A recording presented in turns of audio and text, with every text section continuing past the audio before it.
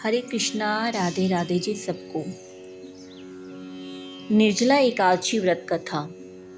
हिंदू धर्म में एकादशी का व्रत महत्वपूर्ण स्थान रखता है। प्रत्येक वर्ष में कुल 24 एकादशियां होती हैं।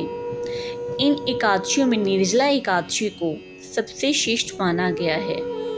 इस व्रत में एकादशी सूर्योदय से द्वादशी के सूर्योदय तक बिना पानी के व्रत को निर्जला व्रत कहते हैं और निर्जला एकादशी का उपवास किसी भी प्रकार के भोजन और पानी के बिना किया जाता है।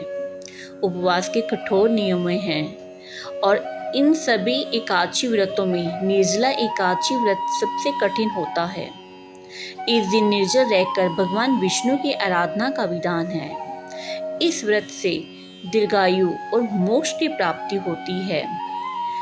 इस व्रत को भीम ने केवल यही एकादशी करके सारी एकादशियों का फल प्राप्त किया था। इसी कारण इस एकादशी को भीमसेनी एकादशी और पांडव एकादशी के नाम से भी जाना जाता है।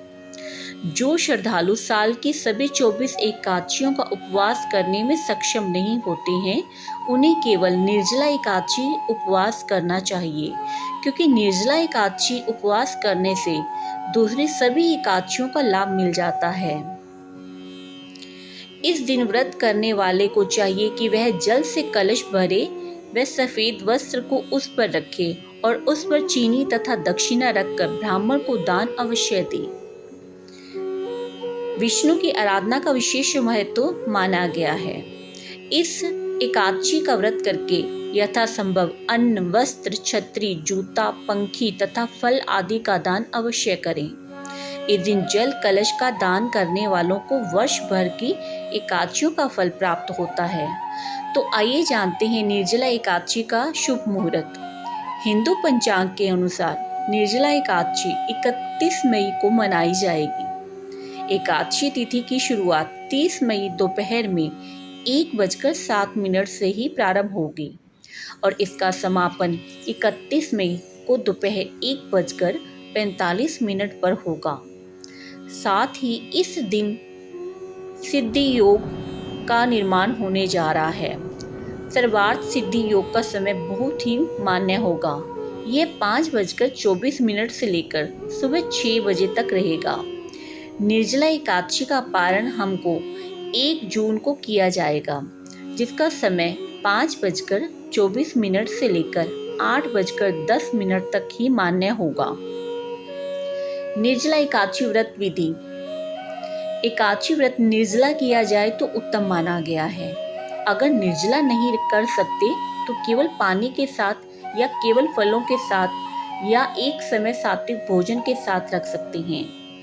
इस दिन भगवान विष्णु का ध्यान करें, सात्विक रहें, मन में बुरे विचारों को न आने दें। निर्जला एकादशी की संपूर्ण पूजन विधि किस प्रकार करें।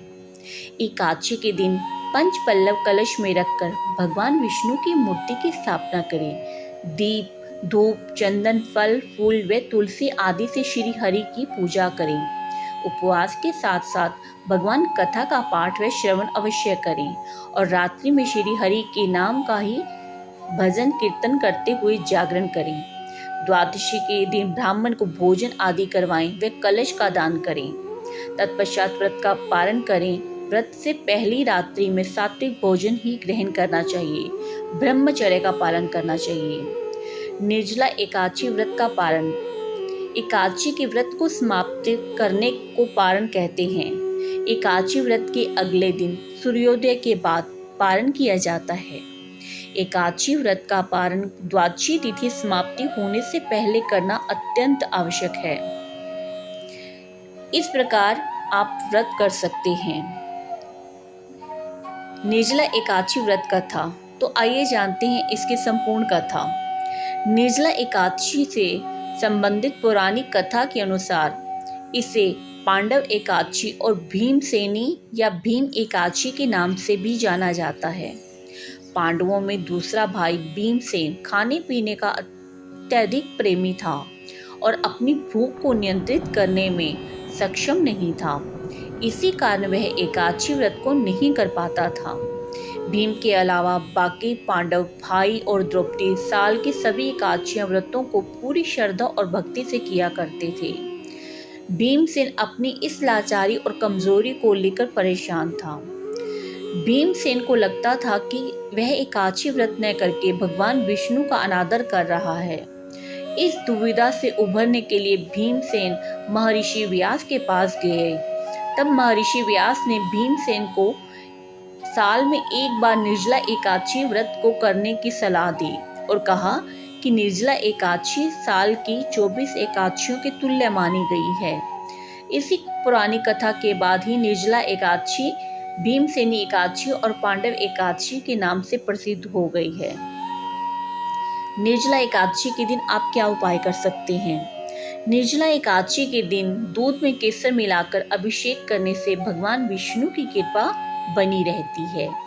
निर्जला एकादशी के दिन विष्णु सहस्त्र का पाठ करने से कुंडली के सभी दोष समाप्त हो जाते हैं। निर्जला एकादशी के दिन भोग में भगवान विष्णु को पीली वस्तुओं का प्रयोग करने से धन की बरसात होती है और आपके घर में धन धान्य बरसता है।